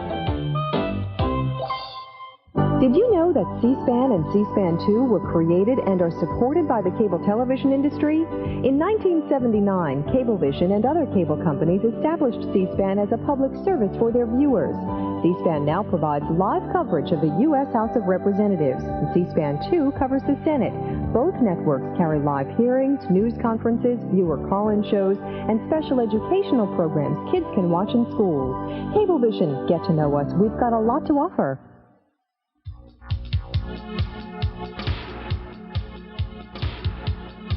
Sand soccer. Sand soccer.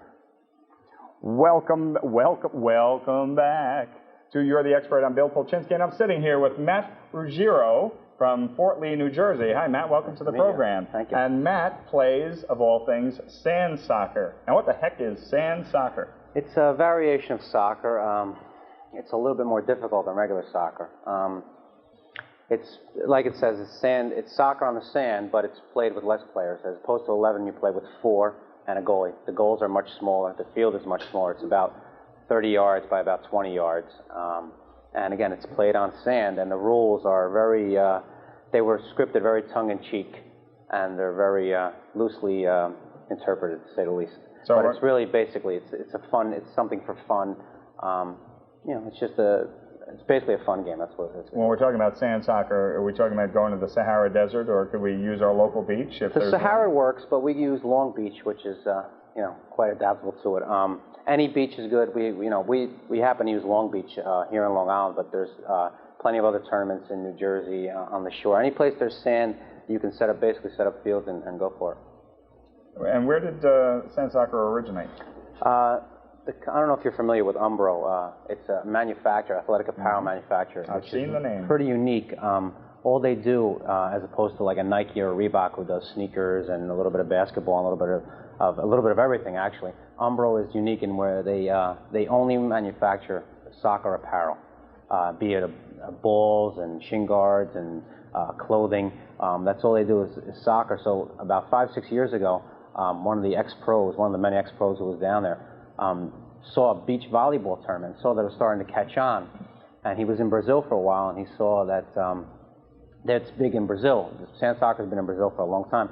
So he figured he was going to try a tournament here. So like I said, he wrote some tongue-in-cheek rules to it, and he had a tournament, and he had a great turnout. So from there, it kind of spawned, and now it's some... Did he get a big promotion and a raise from the company for coming up with this idea? No, I don't think he's with the company anymore. He's his own So it worked man. out well. Yeah, Yes. it worked out well. Yeah, well, that's... do you have anything... do we have a caller on the line? Oh, we have Lou. Lou, you're on the phone. Hello, welcome to You're the Expert, Lou. Lou, are you there? We've lost Lou. Lou is lost. So, are there any kind of corporate sponsorship? So that Yeah, there's a few sponsors. The one we do here in Long Beach, all the proceeds go to breast cancer research. We've been doing it for 3 years now. Last year we raised over $20,000, which we donated to the Cold Springs Harbor Research Center for breast cancer research. This year, the tallies are not in yet. I believe we've raised even more.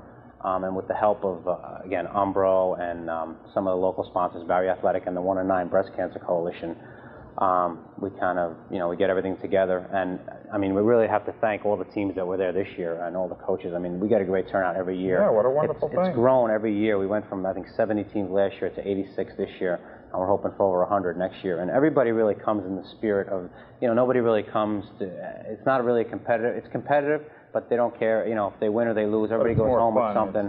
And, $20,000 may be a drop in the bucket in the long run with cancer research, but if it even helps to save one life, we're willing to do it every weekend. That's a wonderful idea. Yeah, it really is. And who started the whole charity end of it? Well, my boss, who I work for, we are an independent agency, Algem sales agency here in Baldwin, Long Island. And my boss, Jerry Barrett, she's the president of 1 in 9 Breast Cancer Coalition. So her son passed away, I believe 4 or 5 years ago. Michael passed away. He succumbed to Hodgkin's disease. So she named the tournament after him. That's why, Michael Scott Barrett's sand soccer tournament. So it's in his honor, and she decided that she would do this, but only for charitable reasons. What a nice memorial. Yeah, it really is a nice thing. And it takes place at Long Beach exclusively? Long Beach every year, the first weekend in June. So he just missed it. Yeah, we just missed it. Well, we're going to have to bring you back a year from now. Absolutely. But we don't want you to go yet. We want you to show us some moves. Is it different playing in the sand than it is on the grass? It's basically the same skills. It's just a little harder to run. But basically, the basic skills are always the same, whether you're playing on sand or on grass or on pavement. Soccer basic skills are all the same. Are you playing barefoot? You are playing barefoot. You can play with socks. Barefoot is usually the way to go. Shoes are absolutely not allowed. That's one of the rules. No shoes on the sand? No shoes, no. Does anyone ever break their toe or anything? We had a few broken toes this year, yeah. We had a few broken toes, yeah. Ooh, those stubs. Those are the only casualties. But the little guys seem to be okay. Little kids and little girls, they just play right through it. Some of us older guys that seem to get all the aches and pains. Well, what can you show us while you're here? Any cool moves? I know that in the old days they used to have ads for people, for bodybuilding ads in the comic books, people getting sand kicked in their face at the beach, by the bullies. So do people get sand kicked in their face, and is that, during against the the sand rules? soccer tournament, you get sent to the penalty box? It does happen. No, there's no penalty boxes or anything along those lines. But yes, sand does get kicked in the face, but that's part of the game. But, I decided that my basic skills are pretty good, but I think that yours may be a little lacking. So I think we're going to work on your basic skills a little bit today. Uh-oh. But the first thing you need To be a great soccer player, you need one name. You can't have a first and a second name. So we're going to have to get you like one name, like a Pele or a Zico. So maybe we'll call you B. B. I like that. You have to have that. That's important. I like so that. That's your first step. And then I would be the killer B. Right. And then eventually we'll move on to killer B. But I'm going to teach you 3 basic skills of soccer: the trap, the pass, and the head. Well, just before you do that, let me take a phone call from Manic in the Bronx. Are you there? Hello, welcome. Hello. Hi, how are you? Okay, how are you? I have the problem with the bicycle kick, you know? The bicycle kick? Right, that's Yep. the overhead kick that LA made famous. Yeah. Right. When I jump to kick the ball, right? And sometimes I hurt my back. Okay, are you landing flat on your back when you do it? Yep. Okay, you should be landing a little bit off to your side. Almost, you should be landing on your side and not flat on your back. Uh-huh. Okay, you are landing flat on your back when you do it? Nah.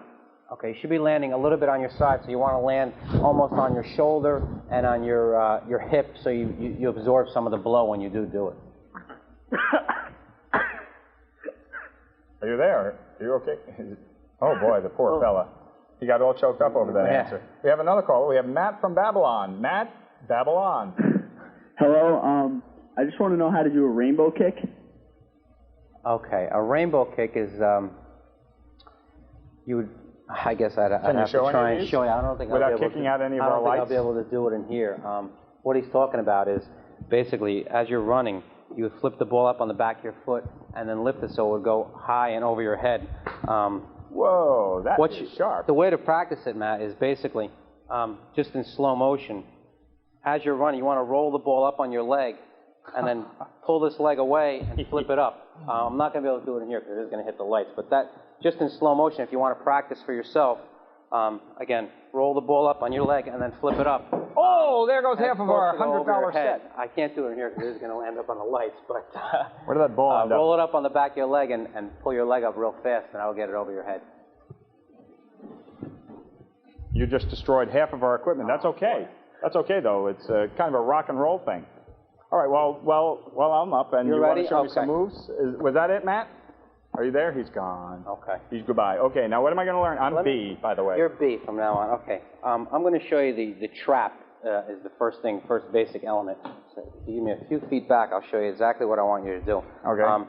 This is the basic element of soccer. It's called settling or trapping the ball. I'm going to roll it to you. What I want you to do, with your knee bent and your foot turned about 2 inches off the ground, you're going to cushion the ball as it comes to you. If you roll me one, I'll show you. Just roll me one real quick. I'll give you a demonstration. If you roll to me, you're just going to cushion, okay? And the idea is you want the ball as close to your body as fast as possible, okay? So when I roll to you, you're going to turn your foot about 2 inches off the ground, just cushion the ball, and you get it right down in front of you. Okay.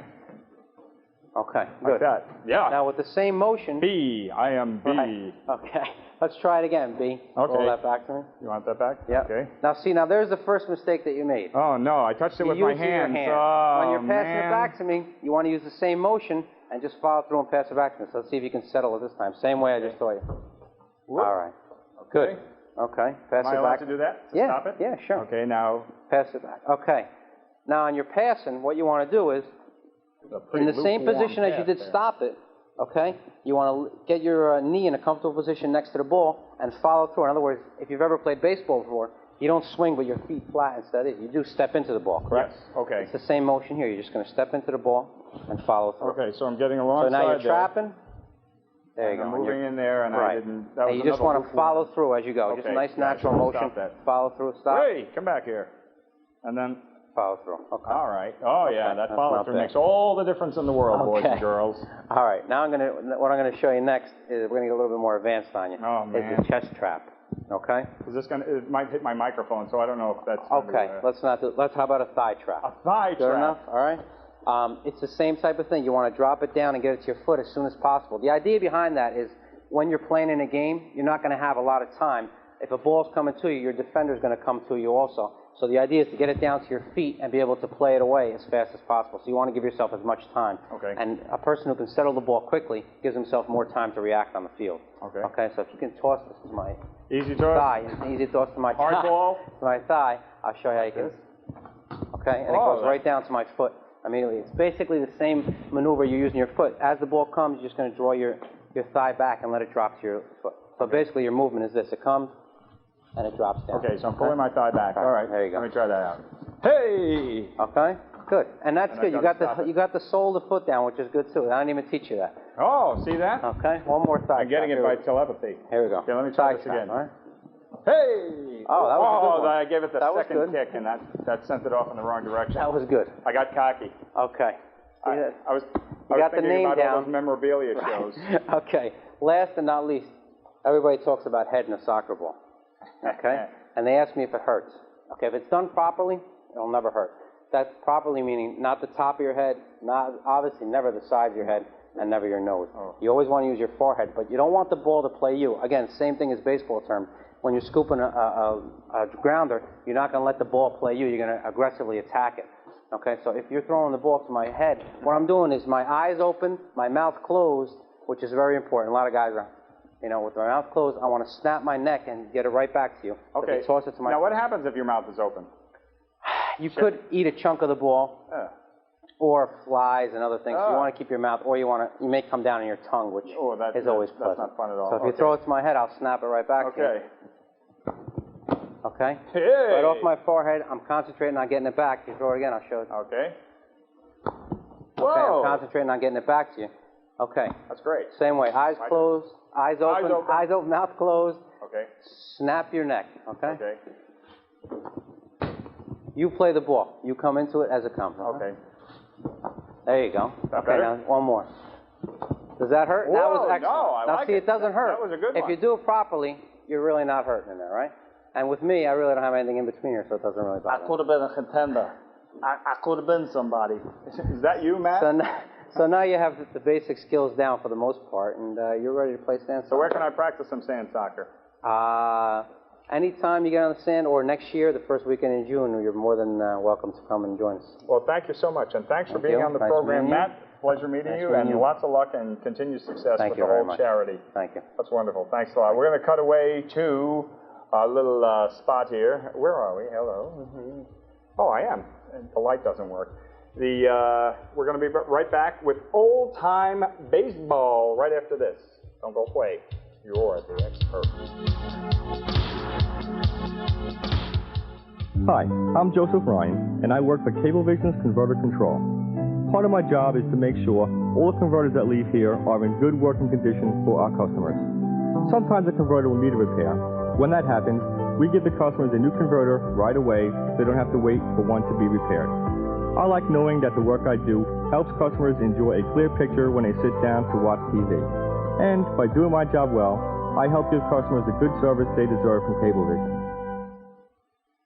What would the world look like if cable had never been born? Well, no cable, no MTV. No MTV, no Choose or Lose. No Choose or Lose, no 100,000 new young voters. No cable, no TNT. No TNT, hardly any chance to see this. I'm singing in the rain. Which would be chilling, but no way to know how chilling because no cable, no weather channel, no way to know what to pack for your next vacation. After all, you might need an umbrella.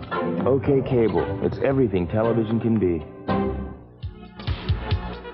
Welcome back to You're the Expert, and it's baseball season once again, but we have a twist on baseball.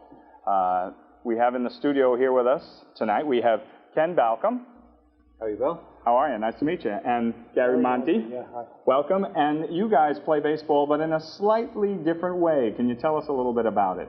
Well, at Old Bethpage Village Restoration, we started a old-time baseball program a number of years ago. And what we began doing is recreating the baseball of the 1850s and 60s.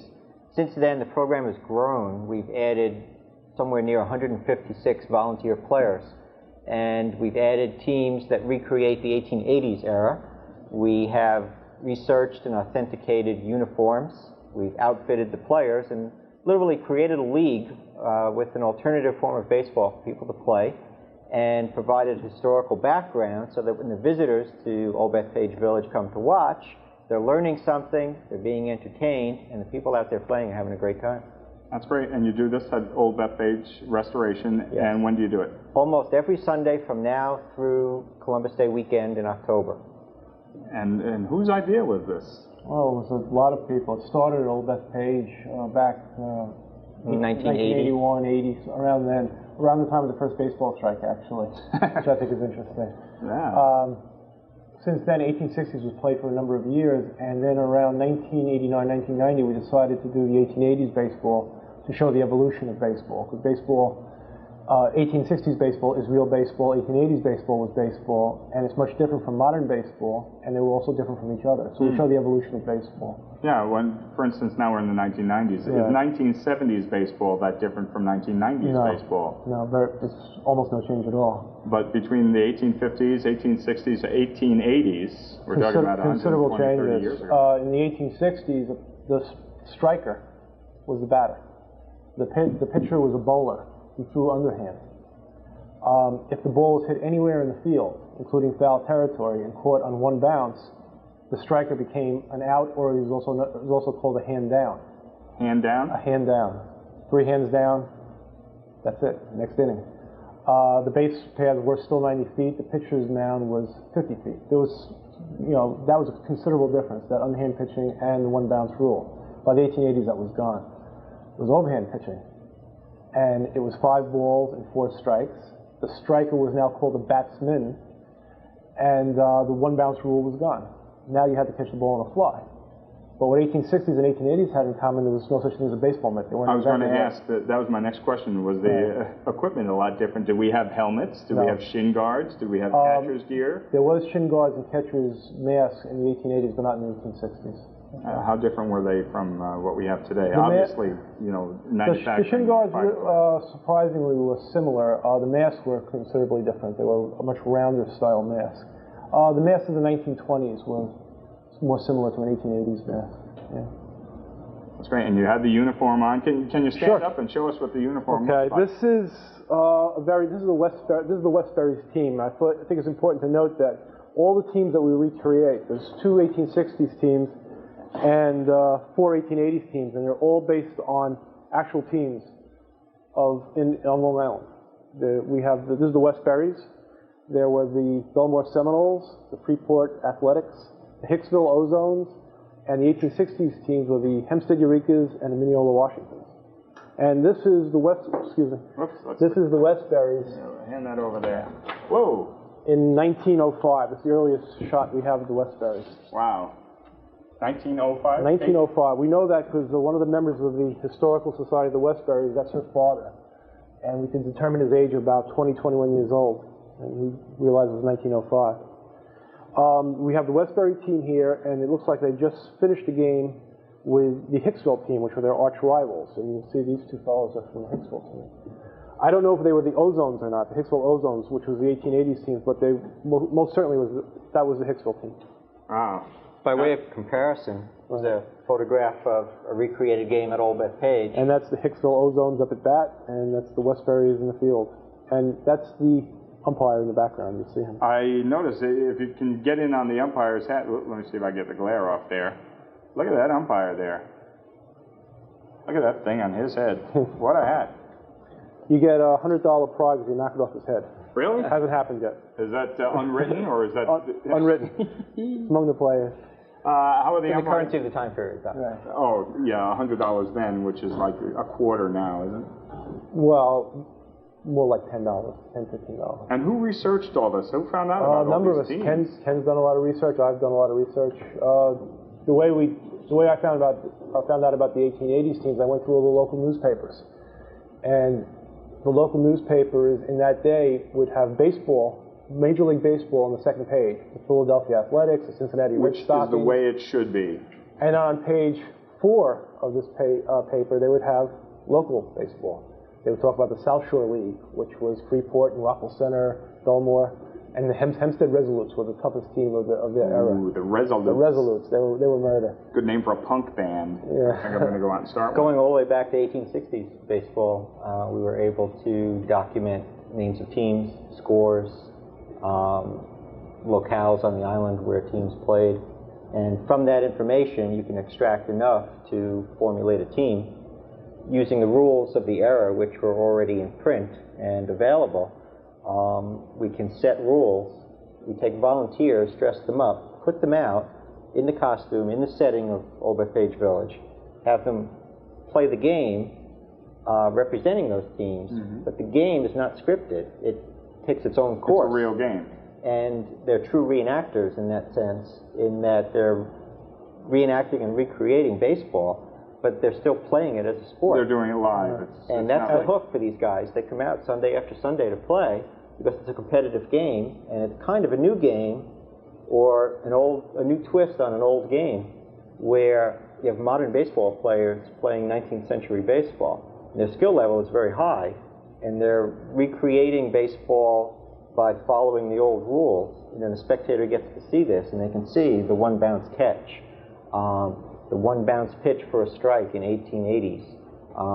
The calls of the umpire say to them, hey, the rules are different. And it's a very enjoyable spectator sport as well. Now, when you play a game, do you say this is going to be an 1850s rule game? We explain the game to the crowd. To the crowd. Prior to that. And if there's an unusual play, the last 1860s game, for instance, there was a play at third base, and the ball was hit on one bounce to the pitcher, who caught it, turned around, and threw the guy out at third.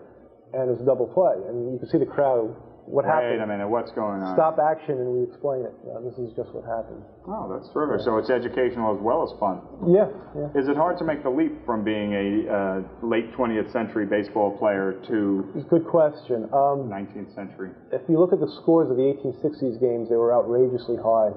Games were played 45 to 30. I saw one score of 96 to 4. Oh, man. And the home team's newspaper were making excuses for the team that scored 4 runs. The 1860s games today we play are much lower. We have single-digit games usually for 1860s, and there's a very good reason for that.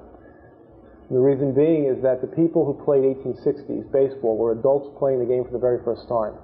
Our players are experts. They play baseball since they were children in Little League. When we started 1880s, we were surprised because by that time we have a second generation of 19th century player playing, and our original scores were higher than theirs, which we didn't quite understand until we saw a bit of research information showing that the catcher, who had a very rudimentary fingerless glove, was putting pieces of steak in his glove to absorb the shock of the ball, which told us we were pitching too slow. So we sped up the pitching, and our scores are very, very similar now to an 1880s score. A little bit better though, because again, baseball really permeated 20th century life, and it was still relatively new in the 1880s. Yeah, it certainly was. You have some old baseballs here. What are they made out of? Well, they're made of leather. Modern baseballs are also made of leather. Let me hold these up here. Or can I, while you're talking about them? Sure. 19th century baseball can also be illustrated through the equipment changes. The earlier form of baseball evolved from an English children's game called rounders. And in this country, it evolved into a game called town ball, played in the town square. And similar to the town square, the bases run a square, not a diamond, which is a square turned on edge. The players ran from pole to pole, or base to base. And the way the fielder got them out was to take this nifty little ball and hit them with it. And they were out. Nobody tells me about these things going to happen. A gentleman came along. Finally, a gentleman. Yes, by the name of Mr. Cartwright, Alexander Cartwright. And he set down some rules for the game of baseball that required the fielder to catch the ball and step on the base. Much more humane. Oh, man, well, it'll never be the same. Along the same time, he set down rules limiting the length of the game, 9 innings instead of the first one to score 21 runs, and a number of other rules. The players started playing more and more and more. Older players joined the game. It became a game for adults. As a result, the game became more competitive. They came up with a harder ball so the ball could travel further, and obviously you don't want to be hit by that one. No, ouch. That's recreated for us by a craftsman in Kentucky. Well, Ken, thank you so much for being with us. Thank Gary, you, Bill. thanks so much for showing us all this stuff. Okay. I'm Bill Polchinski. Have a great weekend. Watch Extra Help all next week. You're the Expert will be back next Friday night, 7 p.m., right here on the Extra Help channel. Leon, are you out there? Take it away.